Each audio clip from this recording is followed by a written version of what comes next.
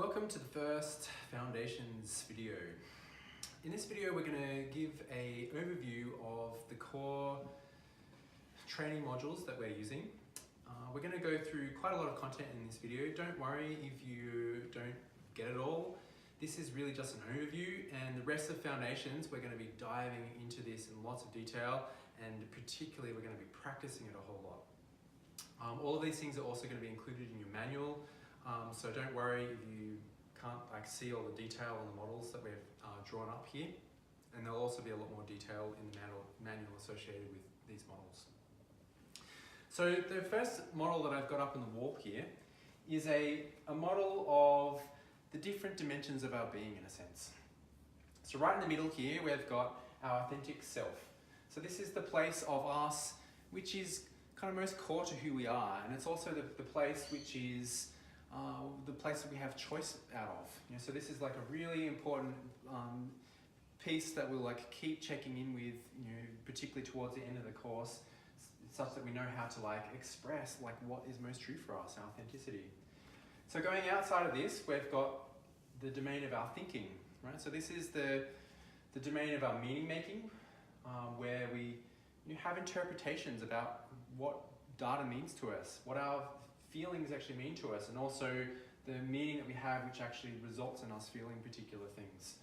And of course what's really important here is that there's an infinite number of interpretations that we can actually make, and when we're engaging with other people, leaving room for other people's interpretations are really important.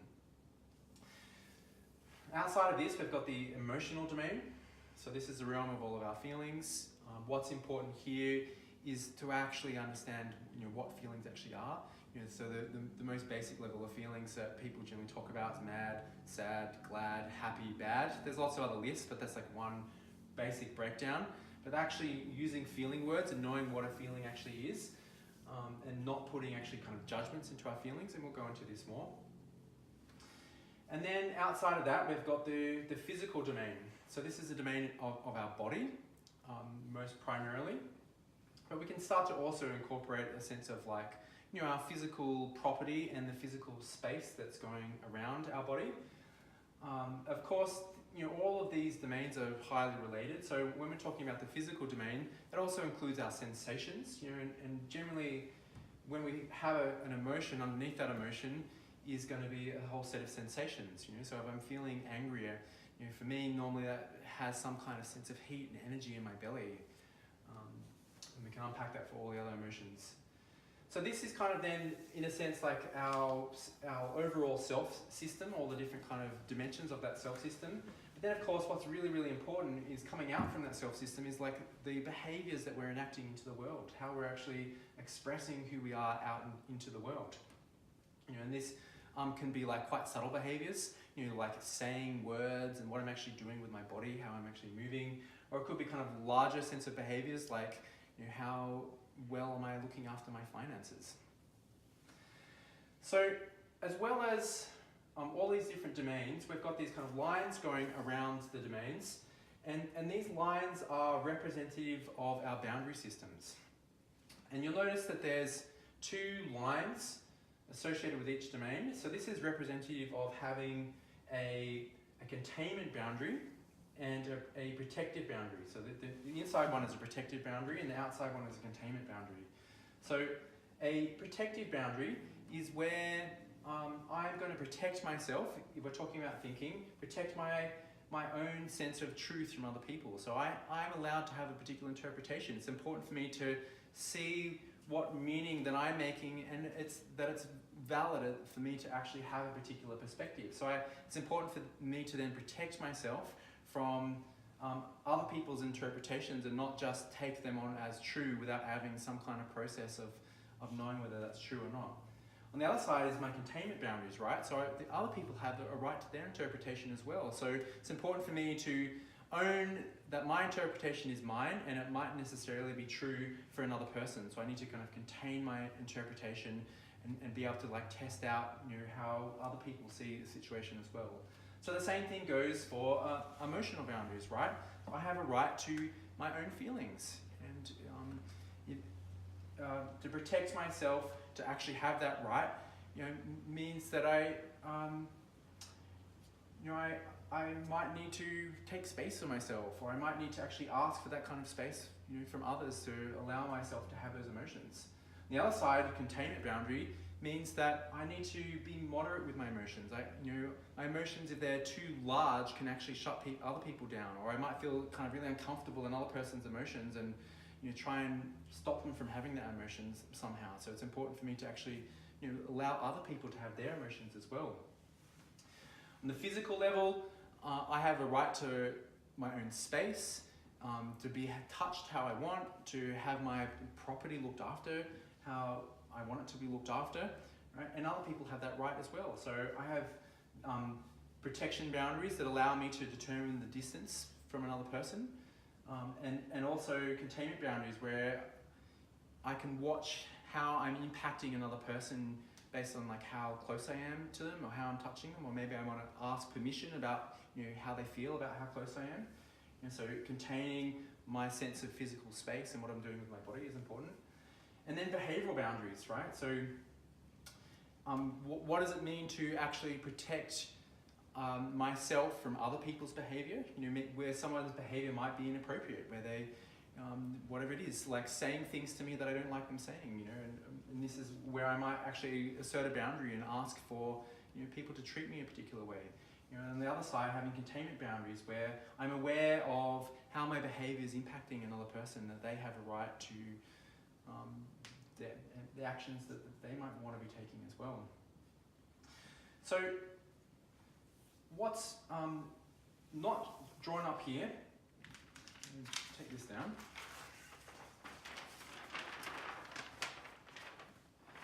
is this really, really important statement, a really core theme of what we're doing in Foundations is improving our ability to respond, improving our ability to have choice. So I've got up here responsibility, right, which is one word, but I've broken into two words because I think it makes that much more explicit, much clearer. What is my ability to respond? And the basis of having choice in this place, actually having choice about what my responses might be, what's really important is realizing where I am at cause. Where do I actually have the power to create what's going on around me? And remembering this statement, I think, is a really fundamentally important way of actually starting to see that place where I'm at choice, I'm at cause. So I'm just going to read this statement out. I create what I think and feel and am in control of what I do or do not do. The same is true for you. Unless we have committed an act of authentic offense, we don't need only note the impact of a reality on the other. So if I take this back to the diagram that we were just looking at, right, so all of those different domains, thoughts, emotions, physical domain, behavior, I actually am the person who can choose those things. I am the person who can choose what I think, what I feel, what I do.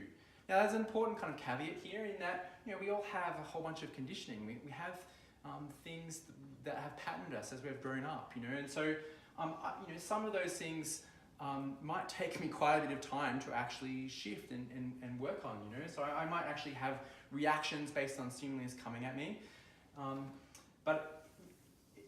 so it might mean that actually what I choose to do in those different domains might be in response to actually something that's automatically arises in me, some kind of reaction, and that's okay. We're hugely about actually embracing our imperfections, and it's actually okay to have imperfections. It's okay to have this conditioning and wounding. But if we actually see these things as inside of us, and that we have, that we can actually ultimately choose how these things actually work, and even the things that we don't have choice over, they're still inside us as a sense of our kind of our biology, our system of working, that's then what lets us actually change those things over time, as well as have choice about how we respond to those things inside of us and respond to the people outside of us as well, based on those things coming out. We'll spend a lot more time actually unpacking this, because this is, I think, is really, really fundamentally important. So I just kind of emphasize the creating piece here, that we actually create these things. So we want to actually put ourselves in the most powerful, creative position that we can in our lives, right?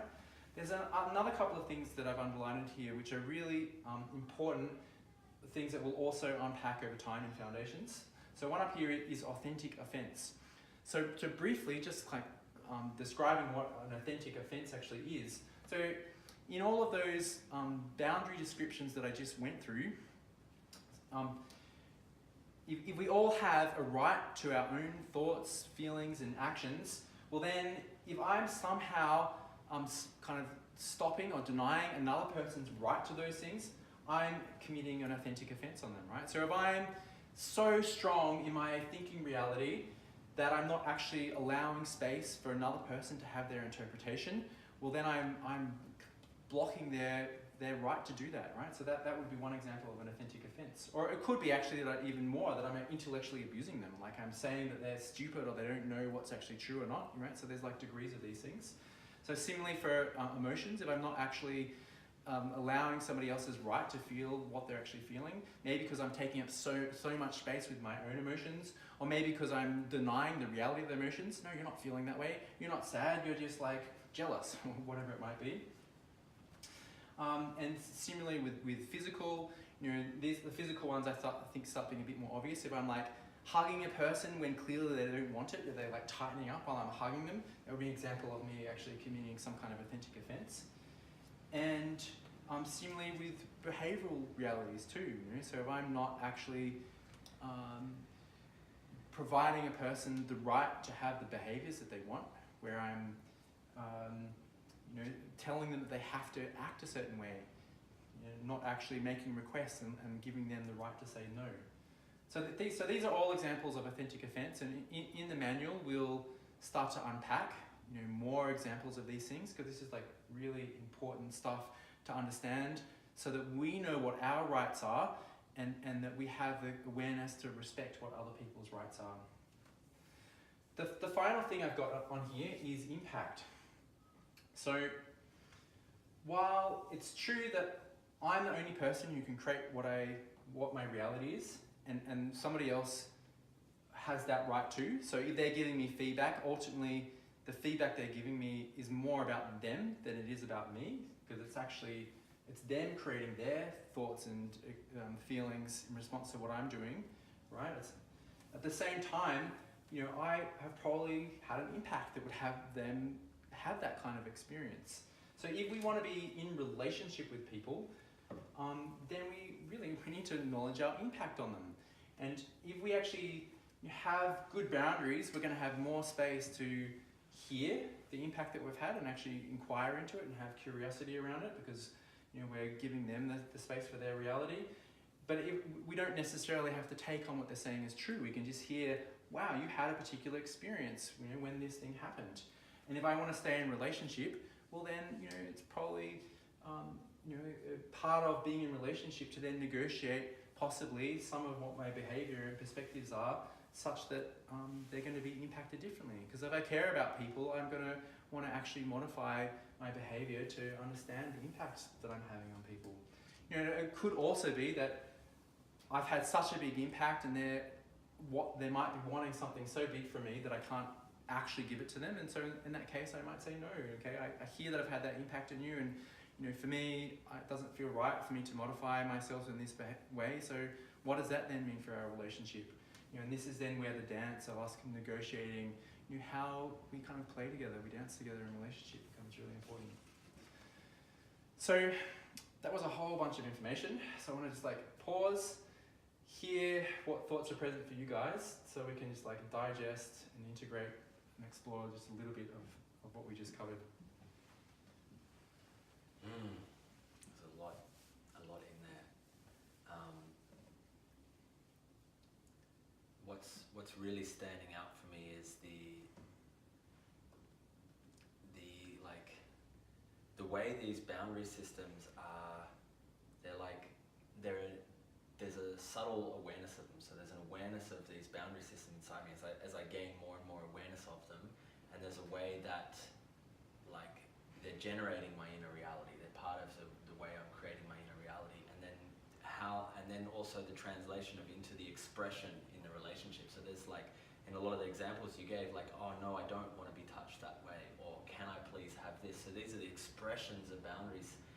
So there's a real concreteness around boundaries, even though they come from quite a subtle space, like they come from an interior space, and they're shifting and changing. The more I learn and develop myself, the more my boundaries kind of like become more elegant, more conscious, more aware, and then as such the expressions into my life start to change as a result. And those expressions are often very concrete in a way, in that they have a direct like verbal expression or a physical expression in them, in that exertion of a boundary. They may be like, I physically take a step back from someone if they're in too much physical proximity, or another one maybe I might ask them if they're willing to take a step back from me. And so I'm actually working with my physical boundary there, and I'm working with it in a way that it's like, that's how I'm actually expressing my boundary, is in an action in the world. Yeah, nice. Yeah. One piece that I want to like tease out there that you didn't talk about is that requests are a form of boundary as well. Totally. Right? So in a way there's like a no form of boundary, but there's also a like can we put a bit more of like a container around how we're interacting, which is more of the request side of the boundary. Or could you please slow down? Or could we have this conversation a little bit later when I'm not feeling so tired? Or, Yes, and so it's kind of negotiating the lines around how we are and how we're interacting, right? So it could, if we're negotiating things, it could mean that I also change as well. Like I was saying, it might mean that I change what I'm doing physically, it might be the space, it might change, and then I change the meaning I'm making, So where my attention goes is to why it's important to know these things. I think there's a myriad of reasons why it's important, but at this point in time, I think what feels most prevalent to share right now is that understanding these different layers, if you like, of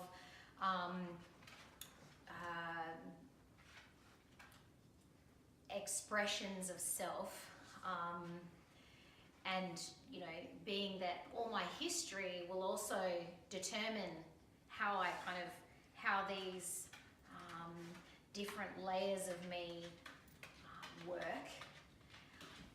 Why it's important to understand and I think break down these different layers, thinking, feeling, behavior, is because to come out of blame, or to be able to take responsibility,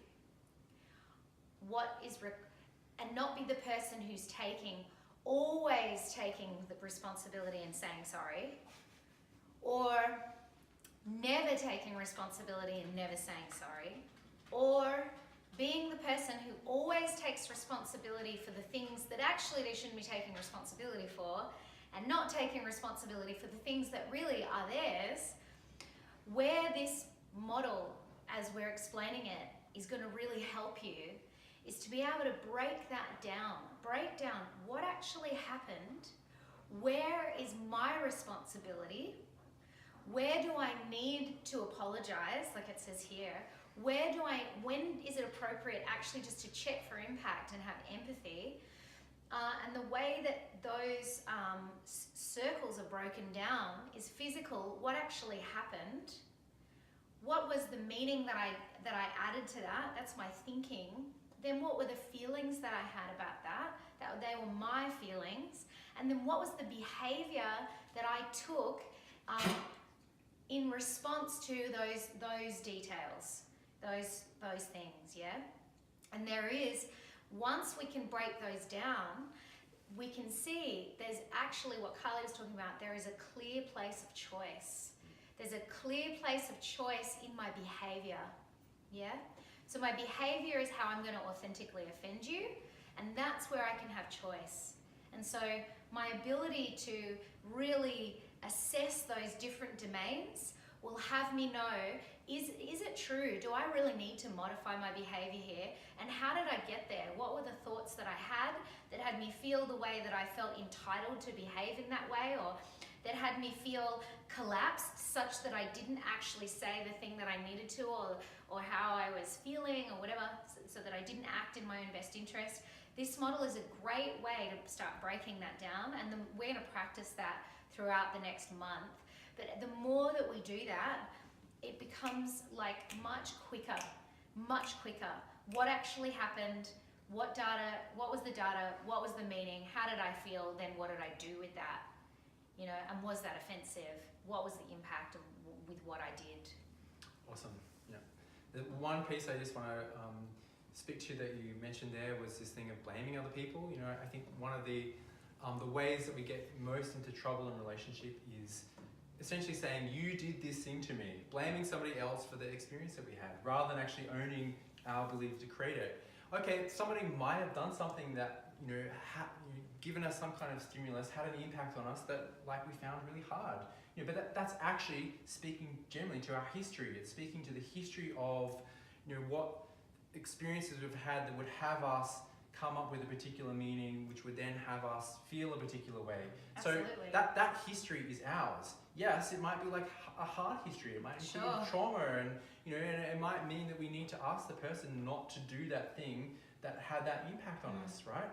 But it's still not about them. They didn't make you feel that way. They just happened to provide the stimulus that brought up the history that you had that would have us feel that way. And getting clear on that, to me, is just like a game changer for relationship and actually for life in general, because this is kind of the source of our power in a sense. If we actually see that it's inside us, now we're the ones who can be at cause and change it. And on the same side, on the other side of that, Carly, is that no, I can't make anyone feel a certain way either, right? I cannot, you know, if you have a propensity to collapse thinking that you're making everybody feel something, this is where we talk about enmeshment, right? This is where I am collapsed into the other person's boundary system, such that I think we're one system. We have the same system, because you know, I feel, you know, personal example for me is that I have struggled with anger. I've struggled with letting myself just feel it, because where I can have really collapsed boundaries is that I make up that if I'm angry, people around me are not going to feel good. That is possible, but that's more about them than it is about me, and it's more about their relationship to anger than it is about me. Now, of course, like, if in my anger, I make meaning that I have a right to actually name call and push you physically, or name call, you know, or even at even more subtle levels, if I'm angry, and how my anger manifests is I start to get really critical of everybody. This is more and more subtle levels, right, of checking for how I may impact others, right? Like, what I can do is, if however they feel is about them. And for example, with Carly, like, I can have a super loud inner critic voice, and then how that can manifest is it can get loud inside, and I'll start to like have it feel that, you know, I'll point to things that he's doing wrong a lot. What I want to do is I want to like stop myself and say, hey, like, my inner critic's pretty loud today. I just want to warn you about that. Not because I'm trying to like protect him from having his experience of me, but actually because I'm aware. I want to be aware of my impact. But if Carly gets angry when I'm angry, that's more about Carly than it is about me. Unless I'm actually name calling and authentically offending him, and check your manual for what are actually authentic offenses. But basically, it's like, if I make up that in any way I have special powers that can actually change what someone's doing, if I want to change the way somebody dresses or the way someone looks, and they're not actually a yes to that, this is again the ways that I could be authentically offending someone's physical boundaries. Or if someone has an opinion and I say, actually it's this, you know, Carly's little girls often will recount something that happened, and they recall it differently to how I remember. But it's a real practice for me not to say to them, that's not what happened. Because it is what happened in their memory. That's how it occurred for them, you know? It's not, what's more important to me is that their reality is validated.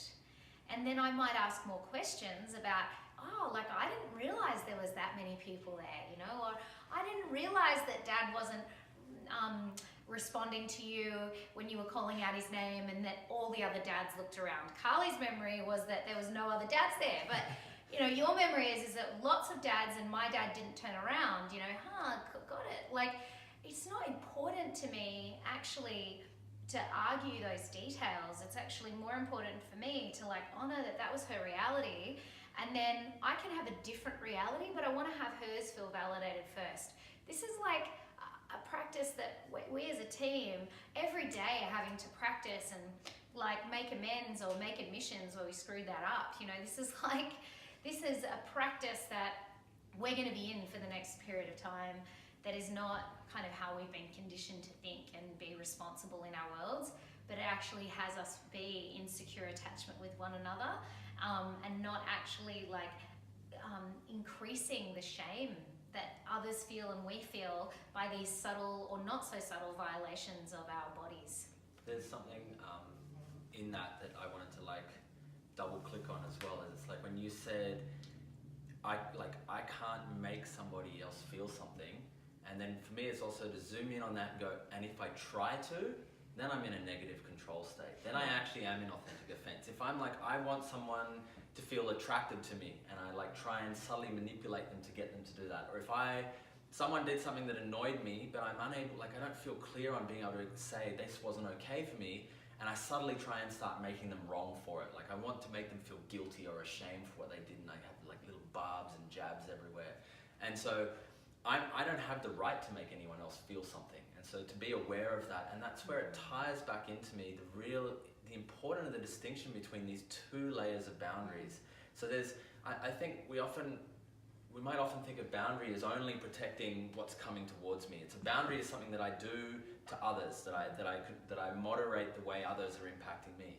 Yet the containment boundary is flipping that around and moderating the way that I'm impacting others. So seeing these ways that I might actually negatively control people, you know, or I may like just be unaware of what I'm doing. I may take other people's things without asking them or checking in if they want it, or I may like talk over the top of someone without seeing, like when they're wanting to speak, or you know, these different things. So there's a way that I'm actually learning to contain my expression, which doesn't mean, like, there's a really strong distinction here. It's not muting it. I'm not like, oh, I shouldn't say any of these things because I'm wrong and it'll impact other people. It's not about that. It's more just becoming really sensitive to the impacts of what my behavior, my thinking, my feelings, and my physical expression has in the world, so that I can moderate it and I can be really elegant in the way that I express in the world. And the more I do that, the more I kind of like filter out the unconscious conditioning, or the historical kind of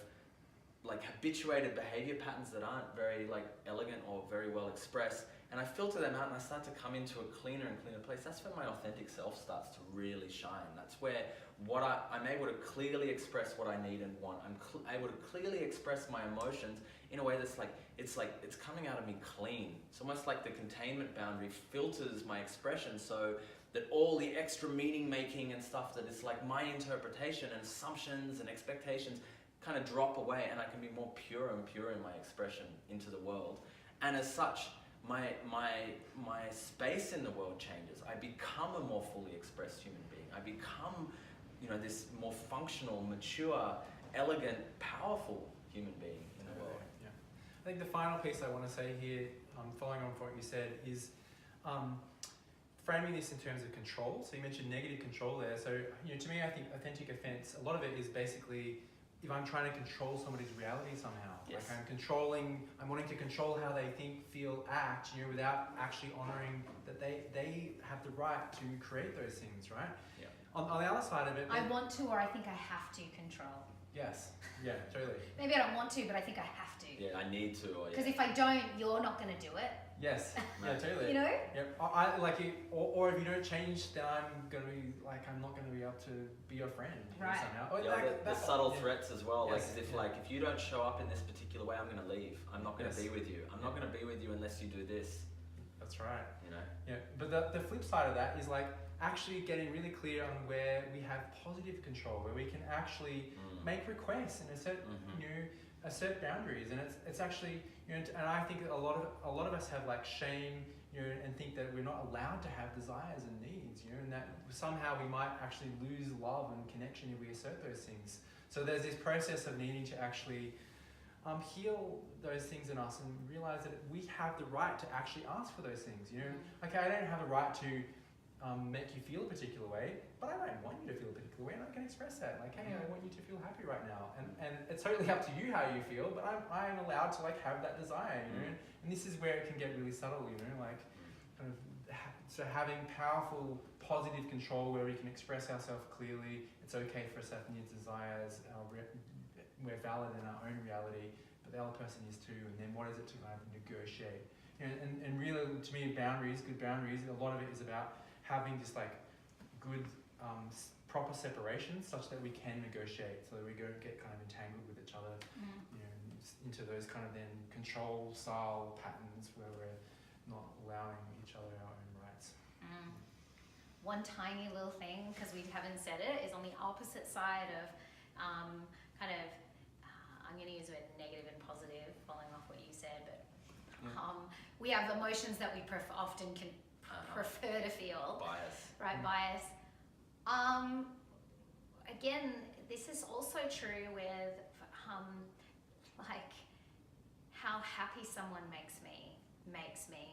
How, so like, it's actually a practice for me now to not just practice in the direction of like my bias towards you know, positive feelings, like I'm gonna take on that I can make you feel loved right now, and that you can make me feel loved when we're feeling really loved up. Like, what I do now is like, when I receive a message from you, and you say, oh, I feel so happy hearing that, I make that about you.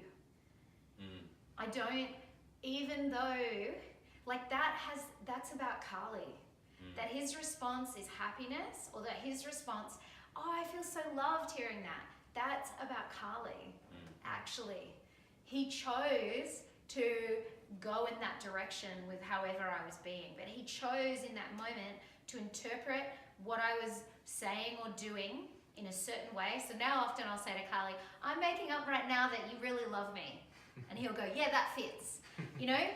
And it takes some of the romance away of like fantasy and stuff. But what it actually also does is it has me be able to see, like, Carly often chooses to be happy and loving around me, and that has me know who he is, versus, oh, I make Carly happy a lot of the time and feel loved, so I need to behave in a certain way to keep that up. Yeah, so then we actually keeping our autonomy, and I then start to get to know more about him, you know, and how he interprets the world and me and the meaning he makes of things. I want to add something more to that. So what I hear in that is like positive and negative regard. So it's like how I hold my interpretation, and so that's the regard, like whether I hold someone's actions in positive regard, like I see the beauty in what they're doing, or I hold in negative regard, like I have this kind of critical, like they're self-centered or something like that. That's about me. Totally. The regard that I have, the way that I interpret someone else's experience is about me, and the way they express their experience. Carly, I feel so like I'm feeling so loved for you, you know, love for you right now. That says it about him. Yeah. So there's like these meaning makings and these interpretations and these kind of regards that it's like it's all of this stuff happening simultaneously in the moment. And as we develop our awareness around what's happening and our awareness gets faster and faster, that's when our ability to choose happens. I'm actually able to choose positive regard if I want to. You know, I can interpret what he's saying in a way that like I want to choose to see the beauty in that. I want to choose to see that like he's feeling really happy about something that I did, and then I choose to like allow that to have me feel good. But he's not making me feel good. I'm choosing to feel good in response to seeing, you know, what he's sharing. Yep, nice. Yeah. So, as you can hear, there's a lot here. There's quite a lot of nuance in all of this. We like unpacked it to lots and lots of different examples. Which we will. So, if you're feeling a bit overwhelmed and confused, that's like totally normal. You know, this stuff I think can take quite a bit of just like getting our heads around, as well as a lot of practice to really understand it. But we wanted to like really front load this at the course because it's so important, and it's, you know, in a sense, I think the most important part of like what we really want you to get from doing foundations, and what we're going to just practice over and over in different ways. Write questions down that you have based on what you've heard today, so that you can bring it to class on Thursday, and we can unpack those questions, and we're going to use those questions as a way to actually enrich the content in the room. And my guess is that if you have that question, other people do. So no question is silly at all. Like at all. Please bring them, whatever they are, so that it gives us a way to navigate and meet each of you exactly where you are, and it'll make for a super rich Thursday evening. It's going to be super rich anyway, but your questions add a lot of richness to this. So if you don't understand something, please bring that.